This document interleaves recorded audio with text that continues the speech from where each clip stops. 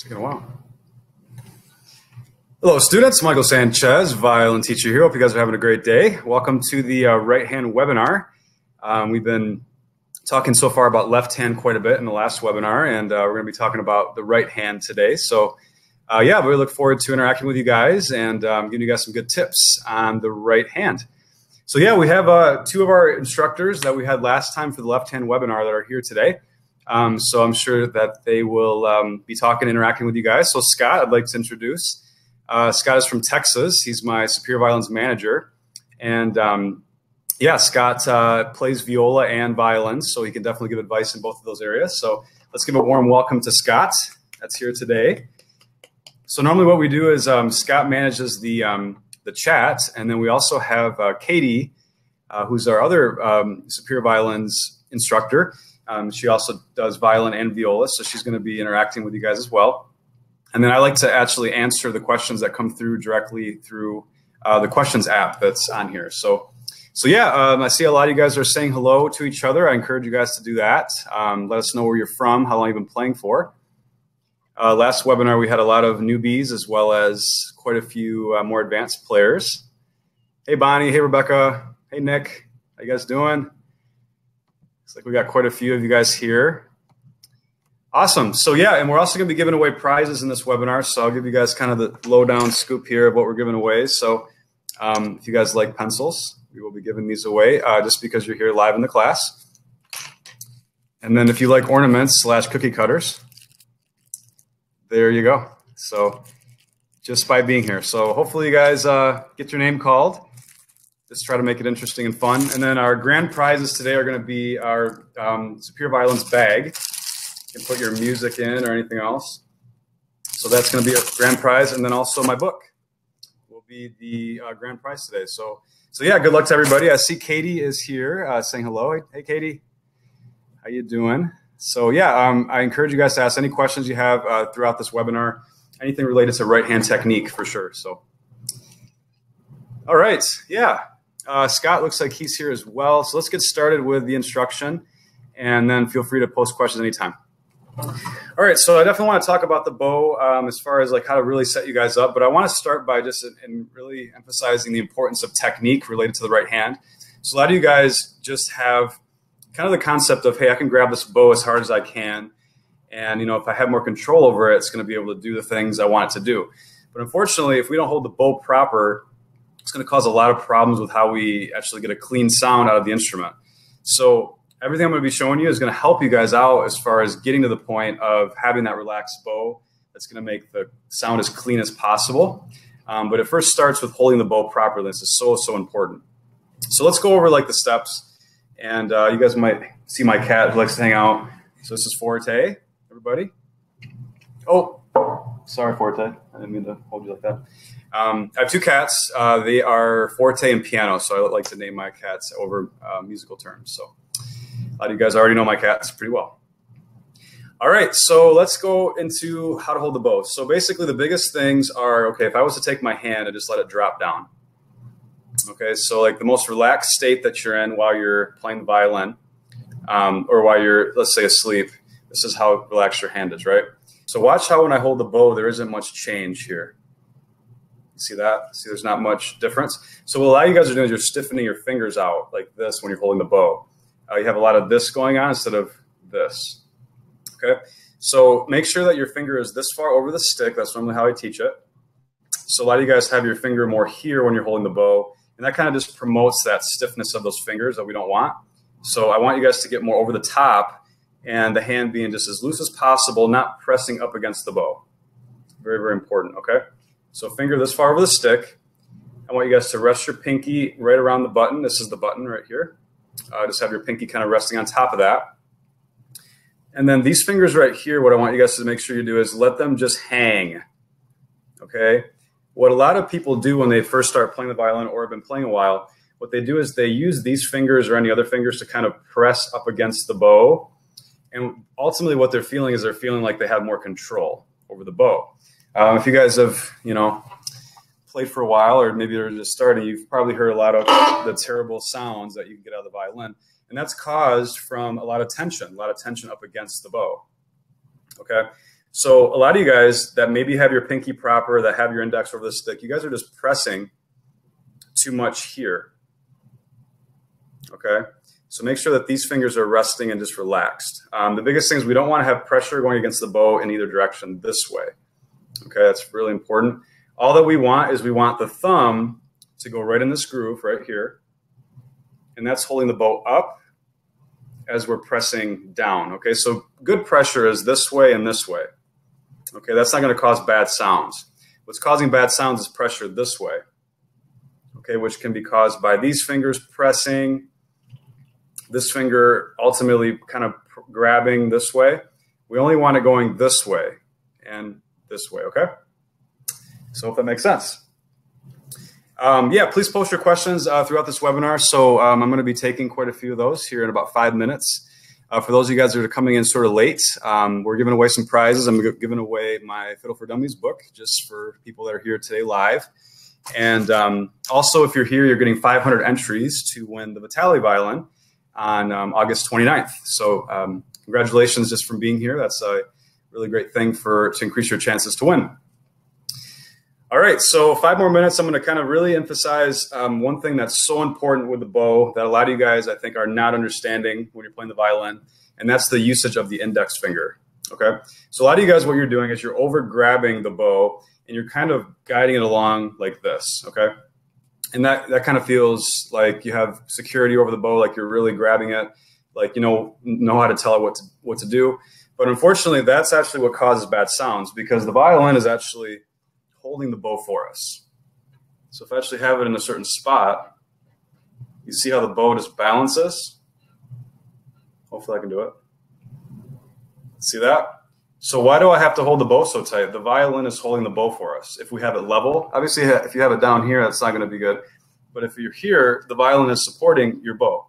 So there's no need to grab it. So all the things I just talked about with pressing up against the bow here, all things that we shouldn't be doing. What we should be doing is we should be using the index finger to bump the bow back and forth, to get it to do what we want it to do back and forth, okay? So if you watch a really good violinist, you'll notice that he or she uses the index as they're transitioning. So as they are starting to get towards the frog, they use that index finger to sort of bring it back and forth, kind of bumping the bow. That should not be done with an overall grab, like kind of as I'm going towards the frog and coming back, I'm not grabbing it back. That's a really bad habit. What I'm doing is I'm keeping everything relaxed here, and then my index is sort of bringing it back and forth here, okay? These are remaining still, okay? One thing that you can actually try to do that's, I think, a really good drill, so find your friend, spouse, whatever, actually have them grab the bow randomly at any point. Have them grab your bow when you're playing a song, and they should be able to easily circle your hand like this, you know, as you're holding the bow. If you're restricting that, if you're only able to kind of get it so much around because you're holding it too tight, then that's a sign that you really need to relax these fingers up against the bow. Okay, so as I'm playing, randomly have somebody grab your bow and see if they can do this. Okay, that's going to be a sign of how much tension is up against your bow, which is very vital. All right, so I want to show you guys one drill, and then I'm going to get to answering some questions, and then we're going to be giving away some prizes, because I'm sure you guys love the thought of winning prizes. All right, so the index drill. This is my best drill that I've ever created as far as getting you guys to use this finger to ultimately get a clean sound, okay? So the drill, basically, what I want you guys to do is set your wrist up against the wall or any sort of door frame or anything. Technically, you could have somebody hold it, but it'd be better just to use some sort of door frame, so that you can't move anything from here down, okay? Okay, so basically you just have your wrist able to move here, okay? So you're gonna set your wrist up against the wall, and then what I want you to do is I want you to set up your bow hand exactly how we talked about, your thumb curved in the groove, fingers relaxed, not stiff and straight, nice and relaxed. And what I want you to do is I want you just to bump the bow back and forth very slightly. And you shouldn't be able to do it very well if you feel like you kind of struggle with clean sound and bow bounces. You're only going to probably be able to go so far with this drill because you have a lot of tension right now in your hand. So it's not gonna sound the best. You might not want to have people around as you do this, but it's a really good drill to sort of get you to start using and relying on the index to guide the bow. So it's gonna look like this.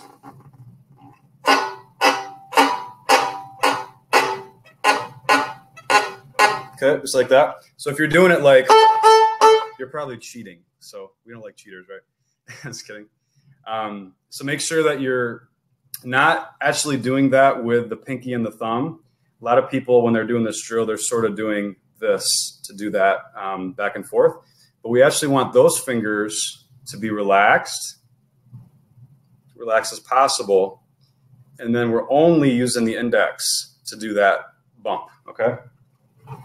So not the pinky, not the thumb, just the index. Like that. And ultimately what this is going to do is it's going to allow you guys to have a better transition sound as you're coming back and forth. A lot of you guys do kind of what I'd call more like the zigzag, where you're kind of bowing like this. Like you're kind of going to the tip really hard and then coming back without kind of anticipating. A good analogy is if you've ever done a yo-yo before, you kind of have to have this like this groove going where you're kind of not just throwing the yo-yo down, it's not going to come back. Same thing with the bow. You're kind of having this sort of motion going that's similar to a yo-yo. So you have to anticipate coming back just as much as you're going down. So as I'm starting to get towards the tip, I'm starting to anticipate it with the index right there. And then as I'm going towards the tip, I'm starting to anticipate it again. So I'm kind of this circular motion, and it's happening right before we transition. So if you watch my index,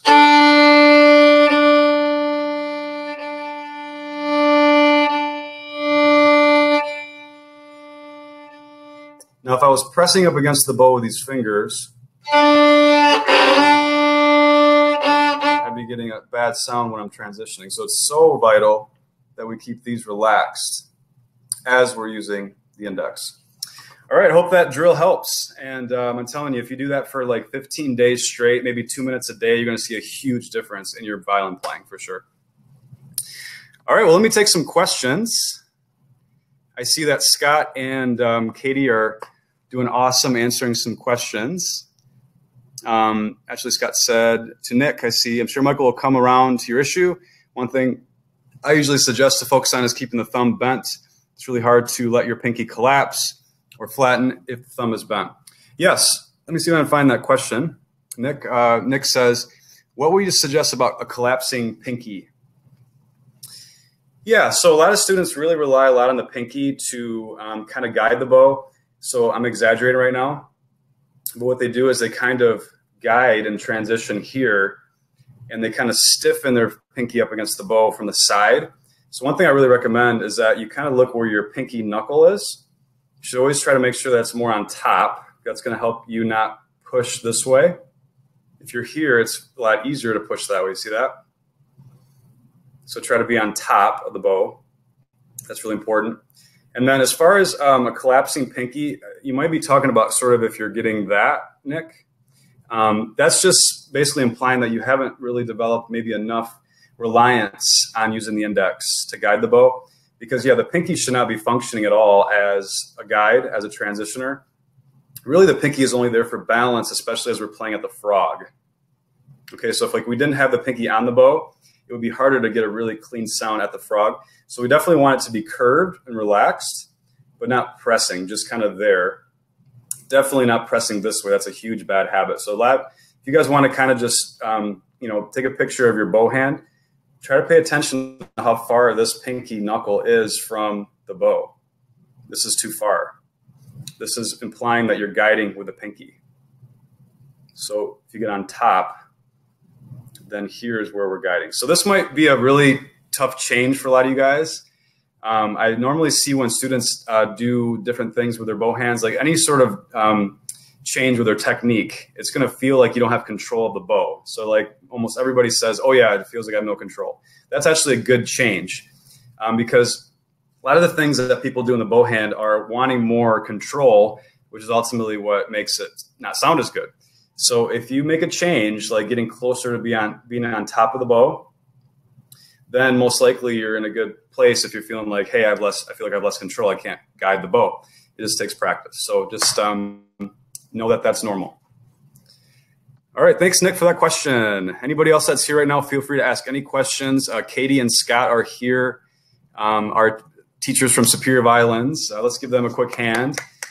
They're awesome. They both teach violin and viola. I always tell people I know I'm always outnumbered by viola teachers, but I also play viola too. But yeah, technically we could do a viola trio, guys. Me, Scott, and Katie do a viola trio. So.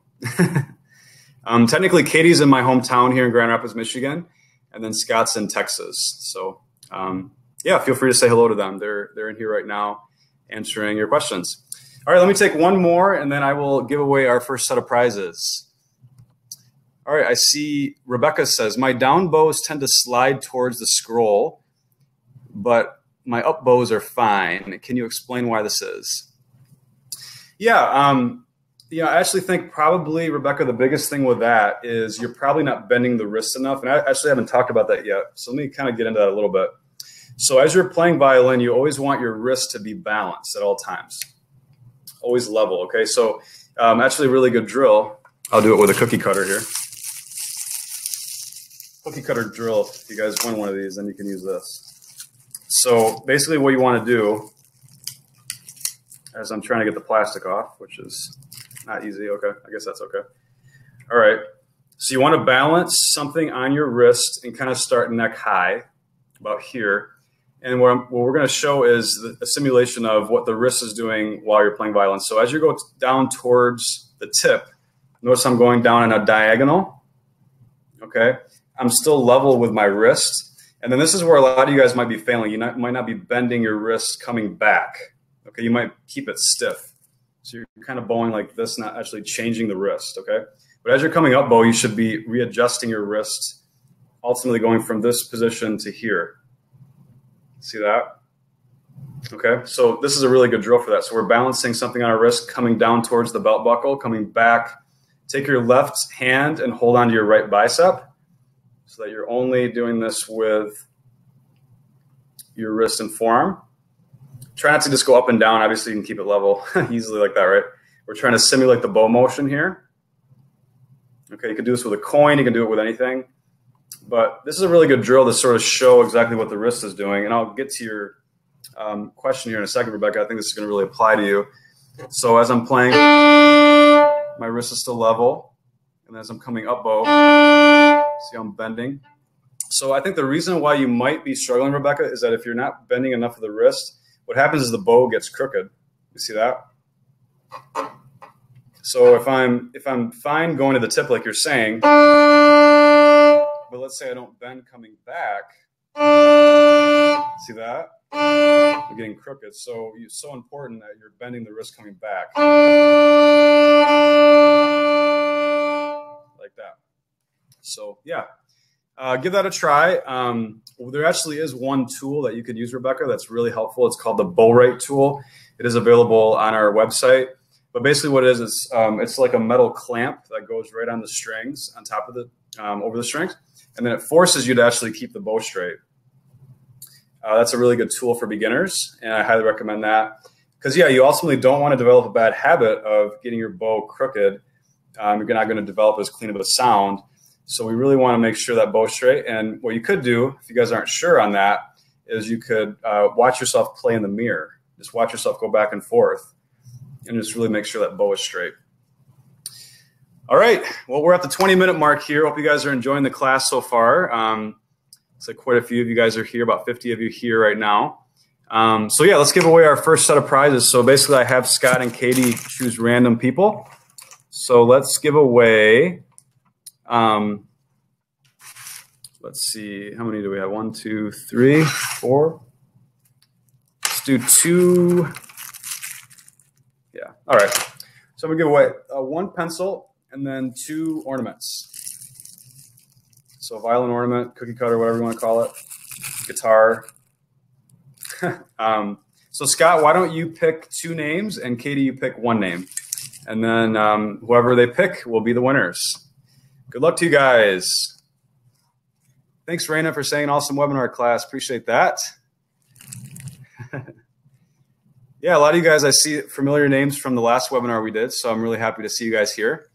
Appreciate you being loyal followers. And we're going to be doing 4 more of these webinars this month. So I'm really hoping that you guys decide to come and watch more. We're doing lessons on encouragement, how to get you guys more encouraged to kind of see the big picture of violin playing so you can stay motivated. We're also doing a fiddle class next Friday, actually. We're doing a vibrato course at the end of the month. So yeah, if you guys are interested in that, Scott, if you want to post a link to our contest as well as webinar page, that's going to be a great place for you guys to earn entries to win the violin we're doing, and then also sign up for classes. So, all right, let's see if Scott picked some winners. Probably, let's see, the pressure. Scott picks Nick and Jill. Congrats. And Carney, congrats. All right, so Carney, you win the pencil. Congratulations. And Nick and Jill, you guys won the ornaments. Awesome. Okay, so we're going to do another prize giveaway here in about 20 minutes again. And then the grand prizes for tonight, for those of you guys that are sort of coming in late, are going to be the music bag. Awesome music bag, as well as the Fiddle for Dummies book. So I wrote this book. Great resource for learning the violin. So I'll sign and autograph it and give it away to one lucky person at the end of the night. All right, so let's get a little bit more into some instruction. And then please post your questions. I would love to help anybody out that's out there. So I think what I want to go into is talking about the 4 different parts of the bow stroke. So a lot of you guys that are playing right now are using way too much arm, are just not quite getting the concept of that full bow stroke. Okay, so basically the way I explain it is that there's 4 parts. So we start, for those of you guys that are just starting, we want to stay away from the frog. We don't want to have our bow play in this area at all. Basically, it's the first quarter of the bow we want to stay away from. So you could put a sticker right here, kind of divide the bow into 4 parts. Put a sticker at the first quarter, and then you basically want to stay away from anything in here. Okay, so we set our bow there, and we want to set our bow, for those of you guys that are really just starting, we don't want to be too close to the bridge. We don't want to be too close to the fingerboard. We want to be in between there. So this is sort of the optimal point where we want to place the bow and stroke the strings. So we're right here. And the way I explain it is that when you first start going out towards the tip, we want to actually use the shoulder and the arm to bring us there. Okay, so about this far. Okay, so notice how I move my elbow out. Okay, now here's where a lot of you guys go wrong in step 2. So there's 4 different steps. In step 2, what you guys do is you guys keep using the elbow, okay, and the shoulder. So basically you're just kind of going all the way to the end, using your big muscles, which is incorrect. So you're correct for a little bit to here, but then at this point what we need to do is extend. Okay, an extension happens from the elbow, and it's just bringing the forearm out to the tip. Okay, so in step 2, we don't want to have elbow moving, we don't want to have shoulder moving. Okay, that's where a lot of you guys go wrong, especially if you're just starting. Okay, so here, extension. That to the tip. Make sure you practice getting to the tip at the very end of the bow. We don't want to play like this. We want to work on using lots of bow. Okay. All right. In step 3, what we're going to do is bend the wrist like we talked about earlier. Bend it, coming back. And then step 4 is bringing the elbow back in. Kind of like we started, we're just bringing it back. So part 1, extension, part 2, bending wrist, part 3, bringing arm back in, part 4. Okay, so if I do that in segments, part 1, part 2, part 3, bend wrist, part 4, bring arm in. All right, and then obviously you can do that all in one motion. But yeah, normally when I explain that, it kind of helps students sort of restrict that elbow and bend the wrist more. So what I'll normally do in private lessons is I'll actually put my hand at a certain point to where the student can't come out only so far with their elbow. So a lot of students want to keep coming where I put my hand here to restrict that so they kind of stay compact. And by putting the hand here, it also forces the wrist bending coming up bow. So we're trying to keep that elbow to wrist sort of in this window. Okay, we don't want to make that wide. Okay, this is wide. See how wide I'm going? Wide, we don't want that. We want to make it tight window right here. See that? Elbow to wrist. Okay. Basically what this does is it makes it to where the bow doesn't have that tension that we've been talking about earlier. When we're using big muscles, we're basically pushing the bow in this manner, which makes it to where you're going to get some scratchy sounds, some bow bounces, things that you guys don't want. It's going to make it hard to really move that bow fast as well. So I really encourage you guys to hold the bow properly and keep everything in this tight window. One thing you could do is actually sit in like an armchair and then kind of like play on the E string. So here I am. I can only kind of get my elbow out so far. And I'm just kind of practicing keeping everything restricted. If I was here though, see how I could easily go, see too far out? So I'm restricting myself. That's a really good drill, something I recommend if you're struggling to do this properly. All right, well, let me take some questions related to that and see, any others that you guys have been asking. By the way, for those of you guys that are brand new, my name is Michael Sanchez, and I'm a violin teacher in Grand Rapids, Michigan, and I'm the owner of Violin Tutor Pro and SuperiorViolins.com. Violin Tutor Pro is our site dedicated to help students learn the violin. I also have a YouTube channel for students that want to learn. And then Superior Violins is our site that we have instruments, bows, accessories, all the above. And between me, Scott, and Katie, we work really hard at helping people and just providing a high level of customer service to help people find quality instruments. All right, let's see what else we got here. I answered Rebecca's question earlier. Raina asks, what are some bow exercises to help guide the bow better on the string? As far as bow exercises, anything where you're practicing articulation, so kind of trying to really get that bow to spread out, doing like spiccato, staccato. For those of you guys that are sort of new, staccato is basically playing short notes instead of long notes. Legato is playing without really stopping. It's kind of keeping a smooth sound. So this would be legato.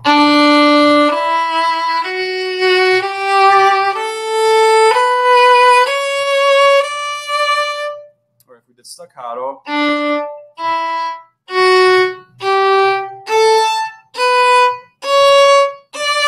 So we're kind of doing that. Now, bow exercises, what I recommend if you're just starting to do this, try to do like 2 of those in one bow, 2 staccatos in one bow. And then maybe doing a scale of that like this.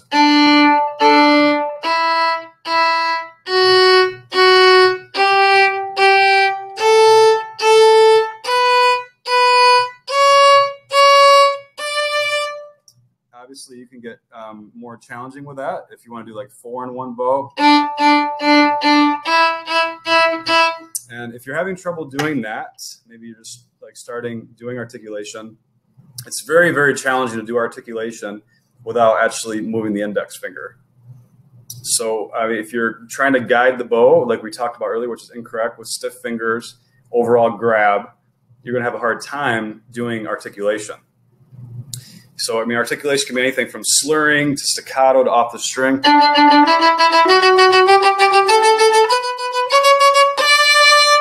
So I would have a really hard time doing that if I was overall grabbing or doing things differently than I've been talking about throughout this webinar.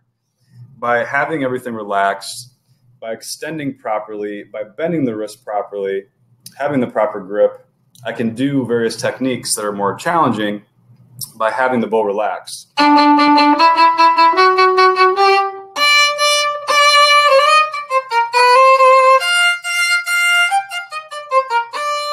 Notice how much my index is moving for that?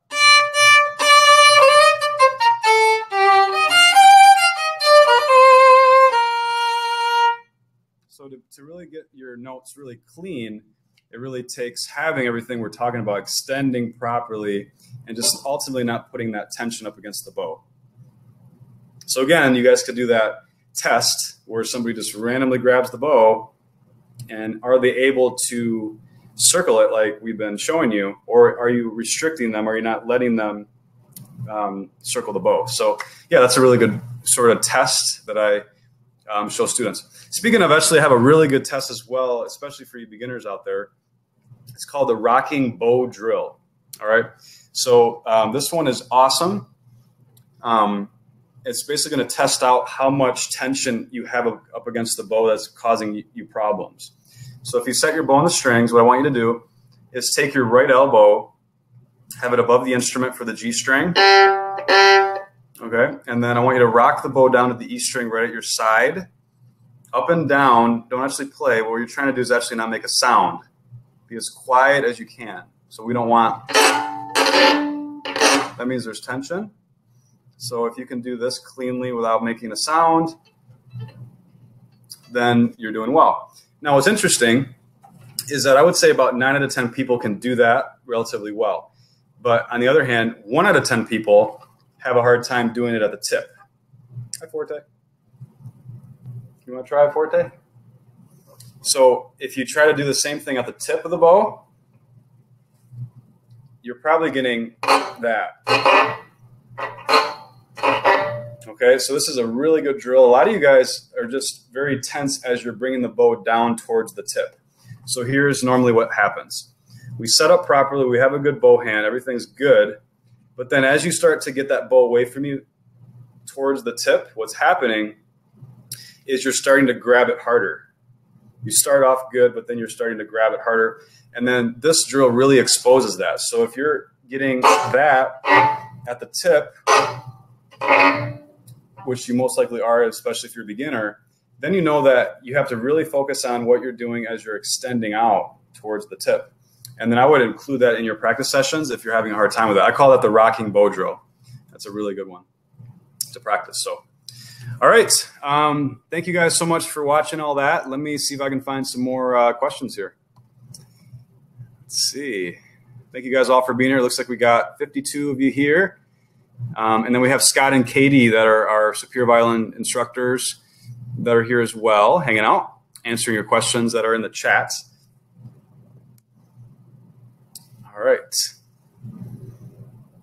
Shelly says, I have short arms, so when I try to play up at the tip, my arm and wrist are fully extended and my bow ends up crooked. Do you have any suggestions on how to fix this? Yeah, I mean, I see it all the time where students are, basically starting off with that good bow hand, and then their fingers start to stiffen as they're getting to the tip. So it's like that's their sense of control is stiffening. And if you think about it, as I'm starting curved and relaxed, watch what happens when I stiffen. Watch how the bow changes position, see? So it could very well be, Shelly, that you're supposed to be here to be straight, but you're here with your fingers stiff. So this is very, very common. I find all the time that students stiffen the thumb. So they're starting off with a curved thumb, which is really important. But then as they get towards the tip, they tend to stiffen. I call this banana thumb. Okay? So they stiffen the thumb, and that causes a whole bunch of tension, which is going to make that drill really hard, the rocking bow drill. But ultimately, it's going to make you not want to use the whole bow. So when we're playing violin, if we get in the habit of only using so much bow, it might feel comfortable, but you're not going to be able to expand your playing and get that beautiful, clean sound if you're not used to actually getting to the tip. Let me give you an example. So if I play like Danny Boy, if I play it like this. So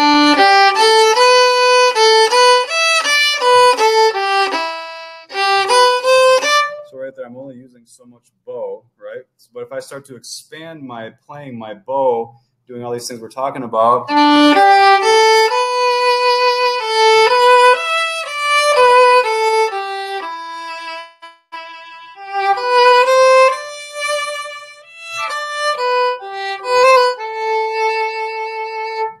expanding my playing there. So at any point, if I'm at the tip, it should still be the same concept, that relaxed, no tension hand, which is a foreign concept to many of you. It's hard to do. You're going to feel like you want to drop the bow, So just remember, the violin is supporting the bow for you. You're just guiding it. You're guiding it along as you get even towards the tip. The violin is still supporting your bow. All you have to do is tell the index how we want to transition. So a lot of you guys are just doing other things you should not be doing. And that's how I'm able to, do private lessons with so many people, because it's always a constant managing of attention and technique. So if you guys haven't taken private lessons before, I would highly consider it. Even if it's just like a monthly lesson or bi-monthly lesson, it's going to really be beneficial. All right, Nick says, what should we be careful with as far as advanced bow strokes, ricochet, spiccato, etc.? Yeah, I mean, the thing is that a lot of people don't understand is that, like I showed in the last webinar, these hands need to be doing simple things, and you guys are over complicating everything. Okay, I focused on the left hand last time, but the right hand is the same. So literally, no matter how advanced I'm playing, there isn't any sort of change in my fingers, stiffening, doing whatever. Everything is super, super relaxed. And then it's all about just what I'm doing here, okay? Right there. So just like I showed you guys in the last webinar with the left hand, it's very simple what we're doing here. A lot of you guys are overcomplicating. A lot of you guys are overcomplicating the bow. It's just this relaxed state of hand, and then here, that's all it is, okay? So when it comes to spiccato, when it comes to advanced techniques, I'm really doing the same thing. I'm not changing anything in my bow hand. I'm actually having to be as relaxed as possible, even more, and then rely on the index to really get the bow to be clean as I'm doing off the string ricochet or anything else. So see, if I have tension and I'm trying to do off the string, I'm like picking the string, that's going to not sound like we want it. If I let the bow do the work and I'm not pressing up against the bow and I'm relying on the index to kind of just get it started and bump it, then I'm going to get a clean spiccato.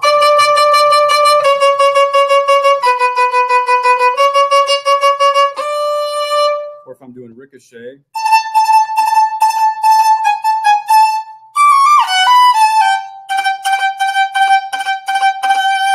now, if I was grabbing the bow too tight for that, right? But if I'm relaxed, like that. So everything, to answer your question, Nick, as much as it might seem like things change when we start to do more advanced concepts, it really doesn't. It's really just a matter of that hand and everything being so relaxed, even more when we're doing more advanced techniques. Hope that helps. All right, let's give away our next set of prizes. So everybody that's been here, we try to keep things interesting. We're doing lots of webinars this month. And the biggest thing this month is that we're randomly giving prizes to people that come live. So congratulations, everybody that's here that's live. And then you get 500 entries to win our Vitali violin on August 29, just from being in this class. I will be giving away a promo code at the end of this class.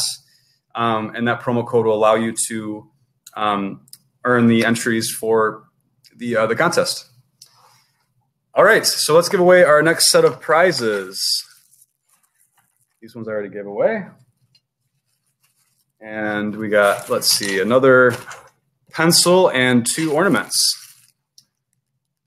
So let's have Scott and Katie pick the winners. Scott and Katie are our teachers here that are doing a great job answering questions as well.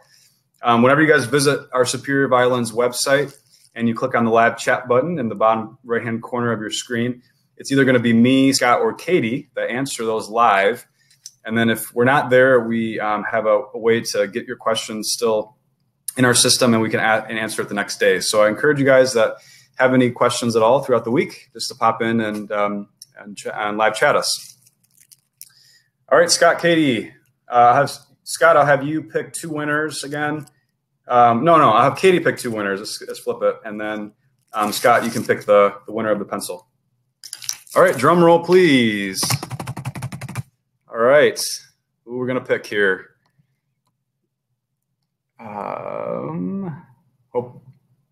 Hopefully you didn't pick 2 already, Scott. So, let's see. Katie picked Ken. Congratulations, Ken. Awesome. So you have just won a ornament, any of your choice. And Katie, if you want to pick one more. Okay, Sylvester. Congratulations, Sylvester. You win as well. Cool. just from being here. Congrats, congrats. And then let's see, Scott has to pick one. Dwayne, congratulations. Bobblehead pen, pencil. Cool. All right, so yeah, in about 20 minutes, we're gonna give away the grand prizes. So anybody that's coming in late, it's gonna be a music bag from Superior Violins, and then my book. So good luck to you guys, and I will also give away the 500 entries with the code at the end as well. So, all right, well, let me get through some more questions.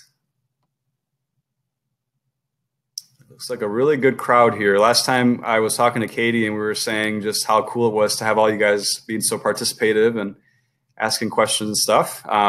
We have a really great community actually on our Facebook.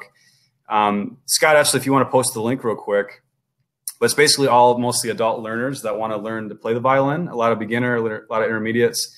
And it's all, we're basically have a group on Facebook that we encourage people to join.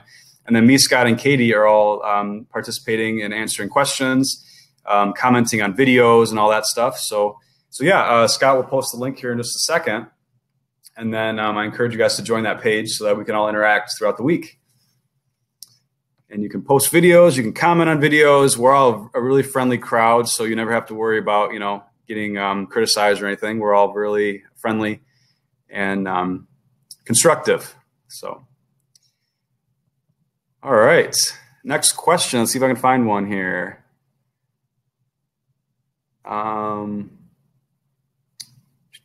Kate says, how much practice time should you give to drills? Great question. So yeah, what I normally recommend is that students split their practice sessions into basically 3 parts, okay? So you have your first part that I would be focusing on scales, drills, technique, anything that you have a bad habit with, working on it in that span.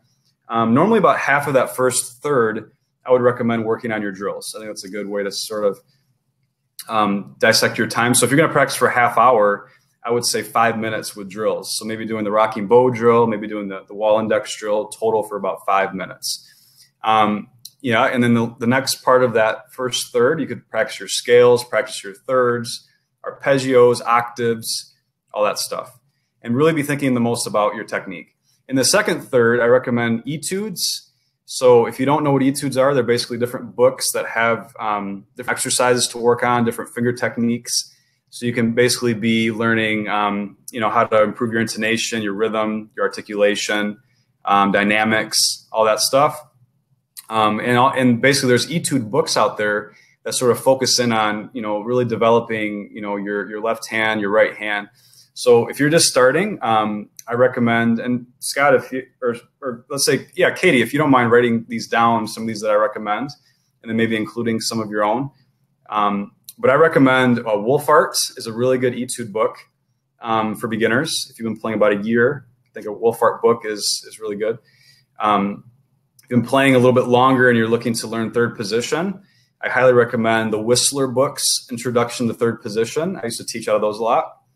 So that's sort of what I like to get into after Wolfart or during Wolfart. I really like working through SITT, S-I-T-T, for working on 4th and 6th positions. I really like Mazas to practice more your 3rd to 5th position. So yeah, normally would go like Wolfart, Introduction to the Positions, Mazas for me, and then SITT normally for 4th and 6th positions. And then normally I like to get students into Kreutzer, which is sort of every violinist that's been playing for 10, 15 years knows Kreutzer. It's kind of the standard repertoire for etudes. So yeah, I would say any of those books I would highly recommend. And then Katie, I'm sure you have some as well that you recommend. But yeah, that's sort of like the second third. You're thinking less about technique, more about intonation, rhythm, articulation, following what's in those books, and just really trying to develop a clean sound and working on those for, a third. The last third of your practice sessions, I highly recommend that you guys do more performance type stuff. So that would be like your Suzuki books and practicing, maybe if you're really into wanting to learn the fiddle. That's kind of when you kind of have more performance type stuff. I would say 8 to 9 out of 10 people only do the third part. They don't practice their etudes, they don't practice their scales, they don't practice their drills, and they only progress so much. So it's important that even as a pure beginner, you have this progression of more technique to start and then more performance at the end. So what I recommend for you guys is to really identify your personality. Okay, so a lot of you guys are one of two things. You're either the type of student that just wants to learn songs, like you want to go to YouTube and you want to learn every song you can, don't care about technique. That's one type of student. That can be dangerous as far as progressing because you're not really focusing on the technique and you're gonna have a hard time playing songs when you're not working on all the fundamental aspects of violin. There's the other type of student that's all they want to do is sit in their basement and just practice, drills, drills, drills. I don't want to even tell people I play violin yet because I suck and I'm not going to get any better. That's extreme as well. That's not good because basically that's going to turn you into sort of a type of personality that you're never going to perform. You're never going to develop that musicality. That's also very, very important to playing violin. So that's why, like what I just explained, that progression, those three parts is so important. You don't want to just be that player on one side or the other. You're only going to get so far with playing violin. And I think that applies to all music, really. I think that's not just violin. All right, that was a long answer. Thank you for posting your questions, guys. Just to let you know, in about 10 minutes, we're going to be giving away our grand prizes. And basically with that, we're just going to pick random names that are here. So I'm going to give away a music bag for those of you guys that are coming in late. Music bag, random winner, and then my Fiddle for Dummies book to one lucky person. So good luck to you guys. I'm glad you guys decided to join us here on Saturday nights. Our next webinar is actually next Friday. We're doing a fiddle webinar in the morning. And then I think the following Thursday after that, we're going to be doing another webinar. So hope you guys are enjoying these. All right, next question. Let's see. No others? Carney says, with the thumb bent, what contact should the middle of the ring finger have on the bow hand? Yeah, great question. Find my bow. Okay, so a lot of people sort of over obsess, I would say, about exactly where their fingers land. Like, would these fingers be here, or would they be here or here? And whenever I kind of see that they're so concerned about every little contact point, I try to explain it like this. I can actually bow and make a fine sound on the violin by gripping the bow like this. I don't want to do it, but I just want to show you that I can. And then I'll explain why this is significant.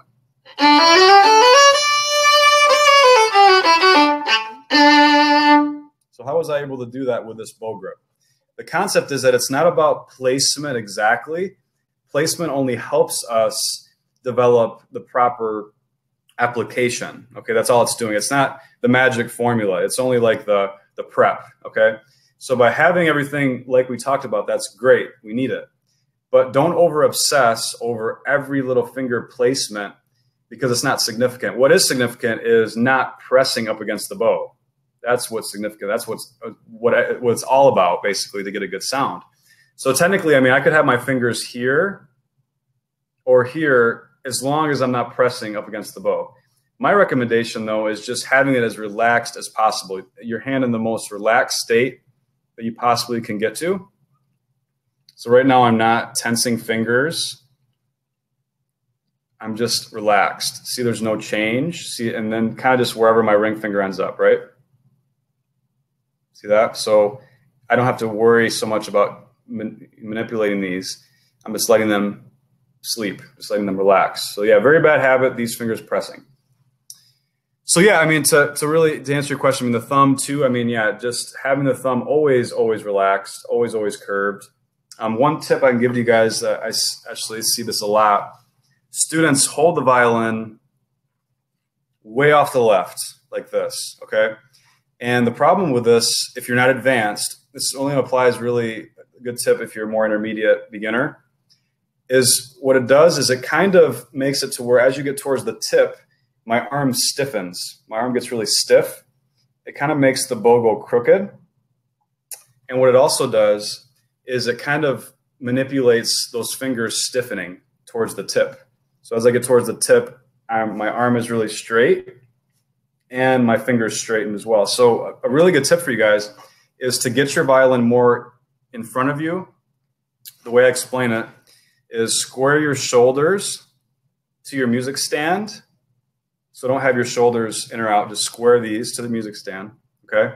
And then set up your violin, point the scroll at the left part of the music stand. Okay, so don't point it way to the left. Point it at the left side of the music stand. Hold the instrument properly. Okay, and when I'm in this position and not way off to here, what happens is as I get towards the tip, my arm, see how it's more bent? My arm isn't straight and unrelaxed and unnatural. My arm is more natural. So that adjustment can make a huge difference in kind of getting you guys to use more bow and getting you guys to be more relaxed at the tip. So hope that helps. All right, thank you, Carney. Raina asks, how long does it take to really fix bad habits that continued on for years? Thank you for asking that. That's a really good question. So encouragement for you guys that are just starting violin, you are at like the perfect state of learning. Like you do not have any bad habits. A lot of people are like overwhelmed, like, oh my gosh, like I'm this person that knows nothing. It's actually the best scenario for a teacher to help a student technically right at the beginning because they have no bad habits. Bad habits are so hard to fix. The longer you have them, the harder they are. I would say for a student that's been developing a bad habit for 5 years, it takes about 6 months to fix. Literally every lesson is about fixing that bad habit because we just get this sort of way that we want to hold the bow, the way that we want to do things. And to change that, it's so, so hard. So what I recommend if you're just starting, if you're kind of more at the beginner stage, focus on your technique. Just do whatever you can to do drills. Have a teacher check out to make sure you're doing it right. Because if you develop that and you get that solid, then you're going to be able to really accelerate at the fastest pace. But a lot of you guys maybe that haven't focused on that, have been playing for 5-10 years, you're sort of plateaued, right? Like you only can get so far until you really fix that bad habit. But you should still try to fix it. It's going to be hard because once you do fix it, then you're going to start accelerating. So it's so significant. I mean, something as simple as you straightening out your thumb as you're bowing can really restrict you when you start doing a lot of slur patterns, crossovers, staccato, spiccato, all these different things, or if you're overall grabbing the bow too tight, if you're not bending the wrist properly, if you're using too much shoulder in the bow stroke, there's so many bad habits that you can develop. Really everything we talked about today, if you're not doing properly, they're basically bad habits. If you're not bending the wrist, you're going to have it to where your bow is just stiff. And if you try to, do really tough crossovers, if I have a stiff wrist for that, see that, but if I have a relaxed and flexible wrist, so even though you might not be able to see it now with your playing and know kind of why you should be working on these things, you're not going to just trust me in that, like, as you progress into harder music, that's when it's going to really be exposed, your bad habits. So like, you have to like obsess over these things. You have to like, take one at a time. Don't overwhelm yourself, but focus in on those bad habits in that first third of your practice sessions. Very, very important. All right. Let me take one more question and then let's give our music gifts away and then give you guys the code. Heidi asked, should I tilt the bow when doing spiccato? I wouldn't think about that, Heidi. I think, if you're more advanced, basically the tilting of the bow is more acting as a way to play more pianissimo. So as we're, tilting the bow, we're kind of able more to get that even slighter, less dynamic. But I don't recommend that for beginners, intermediates at all. But technically, you can do spiccato off the string with a tilted bow. That's not necessarily a bad habit or being incorrect. But I wouldn't really focus on that unless you're really trying to get more of a slighter spiccato. But if it has anything to do with you thinking that is making your sound cleaner, then that's a bad sign. I would say that then definitely don't think about that for sure. Some people kind of, if I tilt the bow, then I'm using less hairs and I'm not getting as scratchy of a sound. Scratchiness is actually not coming from the amount of bow hairs you're using. It's coming from bad technique, all these other things that we're talking about. All right, well, let's get to it. First of all, let's give Scott and Katie a hand for doing such a great job. Scott did say, though, Michael, please revisit the bow grip before the webinar ends. Oh, maybe I should do that real quick. We do have time. Thank you, Scott. Yeah, so basically, just for those of you guys that are kind of coming in, Carney, wax off, wax on. That's funny. For those of you guys that are coming in late, at the very beginning of this class, I covered the bow grip. Let me just go over that again, the way I teach it. So if we take our hand and just relax as possible, let it drop. See how loose my hand is right now? That's how I want to put my hand on the bow, okay? And then I want to have my index finger about this far over the stick. I don't want to be here. I want to be over the stick. See how far over that is?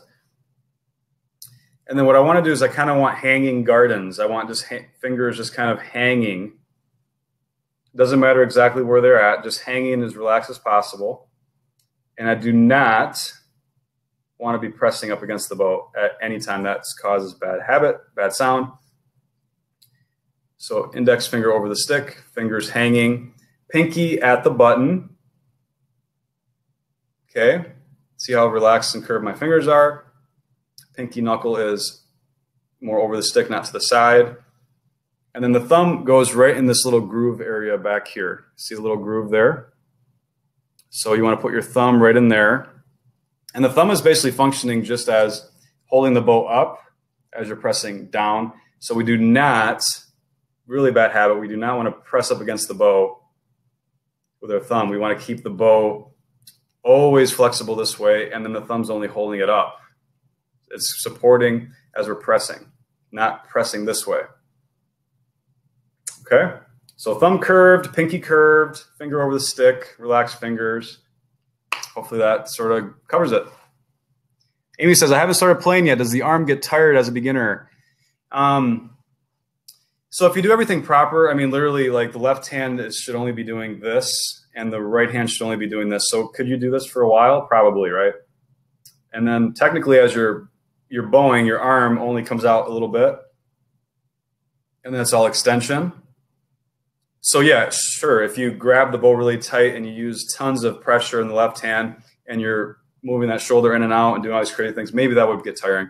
But technically, if you do it properly, it should not be tiring at all. It should be relaxing hobby, for sure. Great question. All right. Yeah, thanks, Raina. I appreciate you being here. Jeffrey, Sienna, Kate, Sylvester, thanks so much for all the questions.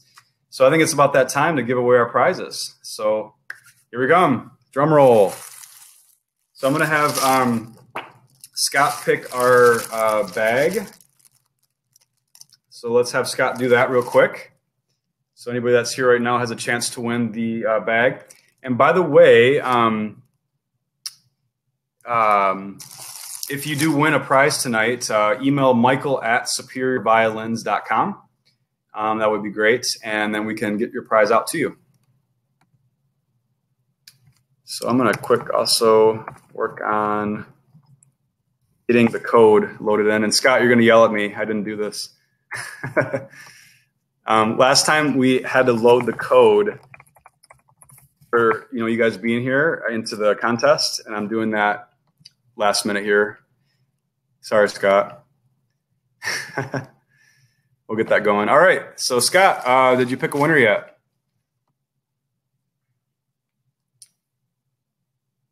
Let's see. Not yet. It looks like he is making it dramatic.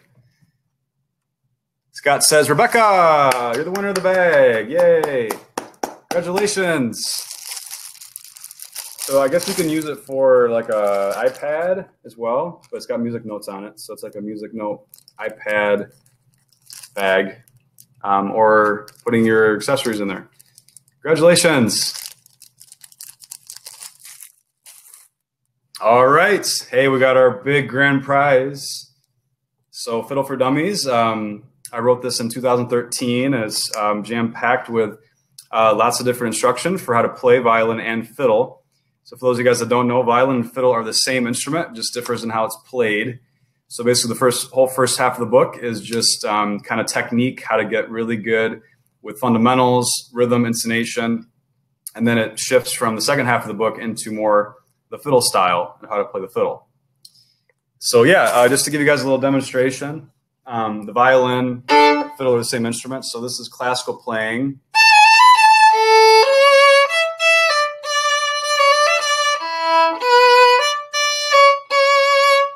Classical, then on the same instrument, you can also play the fiddle.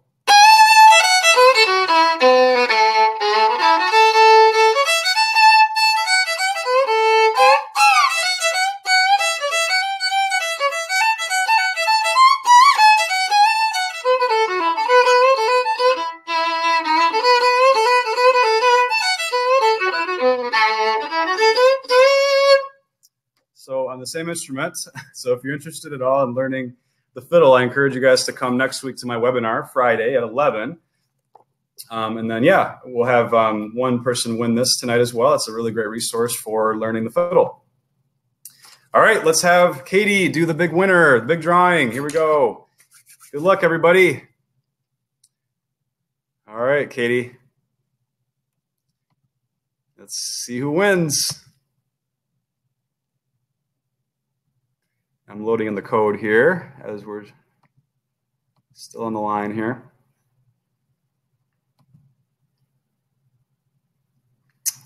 All right.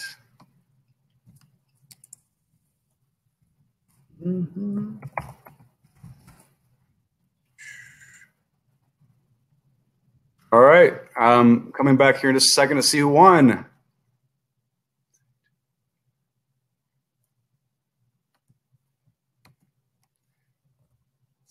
Katie. Heine, congratulations. You are the big winner. Awesome. I hope you enjoy my book. I will sign it for you. And please email me, michael@superiorviolins.com. Make sure to get that out to you on Monday. So, yeah, and sorry for anybody that didn't win. We have quite a few of these webinars all month, so we're giving away free prizes. And then, yeah, I might as well come if you enjoyed the instruction. And, you know, you also increase your chances to win the Vitali at the end of the month. So, yeah, we hope to keep increasing the viewership of these webinars and get people all over the world learning the violin and improving. So, hope you enjoyed the class. Please comment on what you thought of the class and just the experience you had, and love to hear from you. So yeah, I am going to go ahead and post the code in the chat here. And this is what's going to work in the contest page. I can't actually say it out loud because we have to be able to keep it restricted for those only that come live. So here's the code I'm posting right now. There you go. And then the actual contest page, I'm putting under the URL here. Pages. Contest. All right, so that should work. So if you guys go to that link and then type in that code that I put into the chat area, then that should give you guys 500 entries. And I want to make sure it works. So if you guys want to maybe just one of you say it worked, that would be great. It would work. Colin, good. Thank you. Cool. So yeah, let's give Scott and Katie another hand. So they work very hard and are awesome. Scott's a really great teacher. Katie's a really great teacher. And yeah, we try to surround ourselves at Superior Violins with, you know, people that actually know, you know, the violin, can teach the violin. And then, yeah, we're very passionate about, you know, instruments and what we recommend. We only recommend stuff that we personally would perform on and, you know, want students to be playing on. So, yeah, I highly recommend for you guys to check out superiorviolins.com sometime this weekend or early next week and, you know, browse around. And, yeah, everything that's on the website is going to be, you know, really good stuff that's, you know, great in every price range. Basically, the most popular instruments that we send out all the time on a trial basis are our Vitali violin. That's the best instrument I would recommend under $1,000. So that's a really popular instrument. We actually sent that to Mark O'Connor. And he, you know, is recommending it as like his O'Connor method violin. That's how great he really likes our Vitali. And then under 2,000, our Tia Bruna. Recommend for you guys to check that out if you maybe have like a starter level instrument and you're looking to get into like a nice next level instrument. You can try that out for 30 days. It's Really nicely antiqued violin. That's a huge upgrade from the Vitali. Then our Damiano's are best under 3. I even like to recommend that for a lot of beginners. It's a really great instrument with a lot of power, a lot of color. And that's one of the most popular instruments that we've sent on trial is our Damiano. Yeah, and then everything above 3, if you guys want to live chat us on the website, ask us questions about those. But we basically have a line of European instruments that are really, really great. Our best sort of at that 4 to 5 range is our Kowalski workshop violin. So basically that instrument is a workshop model from the actual master maker, but they're so similar. They use very similar, varnish and different things with the instruments. So we send those all the time on trial and they do really well. But yeah, anytime you hit that sort of European price range, you're getting just a really warm, dark sound, really makes it a lot easier to play. That along with a nice bow makes a huge difference in your ability to progress on the violin and get a good sound. So that's our recommendation, sort of that in that starter level European range. But yeah, we go all the way up to Topa level. Scott, Katie, maybe just post a comment on how much you guys really like our Topa. But yeah, that's our master level instrument. That's just outstanding. So if you're looking for some sort of upgrade from like a nice $3,000 instrument right now, our Topa is just an incredible sounding violin. Actually, that's what I've been playing on during this webinar. So this is our Topa. And yeah, these are pricey, but they're really worth the money. They're awesome. We send these along with, say, like a Damiano, and like the people that try out between the Damiano and the Topa, they're like, oh my gosh, like this is so much nicer, even at the beginner level. So yeah, I mean, I highly recommend if some of you guys just haven't done this before, live chat us, ask us some questions. Me, Scott, and Katie are there to help. We really highly value our customer service and all that. So thank you guys so much for coming that are leaving at this time. Katie says the E string on the Topa makes your knees wobble. Ooh, so smooth. So, yeah, I mean, we really just want to be there to help you guys out. We're taking this, our motto is really from the instruction side. We're trying to help you guys learn, motivate you. Because yeah, I mean, the violin's an emotional instrument. We want you guys to learn and have fun learning. And then obviously throughout that process, you have to have, good equipment. So we're there, very knowledgeable about everything that we offer. We're all players, like I mentioned. So yeah, I just recommend you guys just ask us some questions about either violin, technique, or about, whatever it is that you're wondering about. So yeah, our 2 sites, I'll post them again here for you guys to check out. This is my Violin Tutor Pro website, which is really great for people that want to learn sort of sequentially. I have over 1,000 videos on YouTube. I'm going to post my YouTube channel real quick. YouTube.com/Violin Tutor Pro. So, I mean, those are sort of random videos, but if you want kind of more of like a sequential approach to learning violin, I definitely recommend my Violin Tutor Pro website. So that's a great source. And then our e-commerce store is superiorviolins.com. So that's where, yeah, technically you can live chat us on either of those websites. And it goes to the same area for us. But yeah, hopefully you guys get a chance to check those sites out and say hello to Scott, Katie. Technically, you could come on and say, who is it? Is it Scott, Katie, or Mike? Because yeah, it really is just the 3 of us that are, doing all the phone support and all the email. And yeah, we're a really good team. We've been enjoying these webinars, and let's give them a hand, one more hand, just for a great time here and answering so many different questions. I'm going through and just seeing all the questions that were answered, so I appreciate you guys a lot. Thank you guys so much. Great. Yeah, anything else? You guys, Katie, Scott, would you like to say something? In the chat, I can repeat it here, and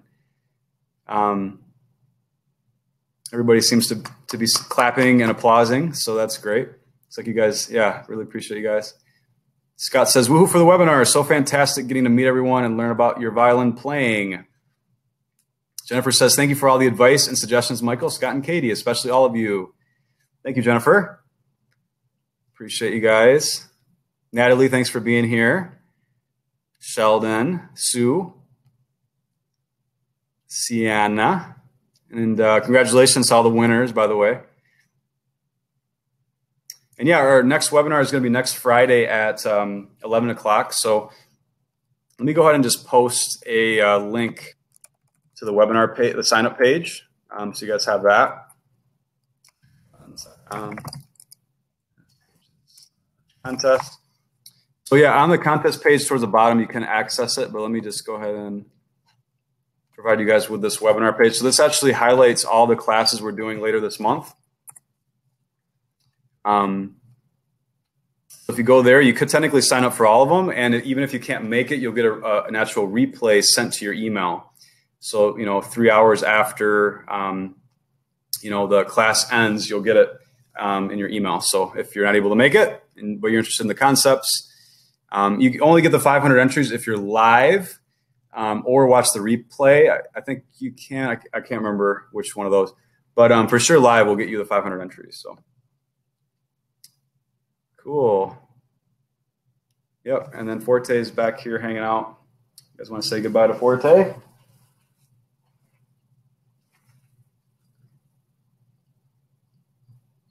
This is Forte. 2 cats. All right. Well, thank you guys so much for being here.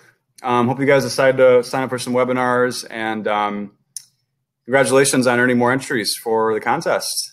I think that's awesome. And yeah, the next Friday webinar will only be me. I'll only be doing that one, but then the following we'll have Scott and Katie attending that. So hope you guys enjoyed the experience. Thanks so much. Hope you guys have a great night. Thanks, Scott. Thanks, Katie. Bye, everybody. See you guys in the next webinar, hopefully. Have a great Saturday night. Bye.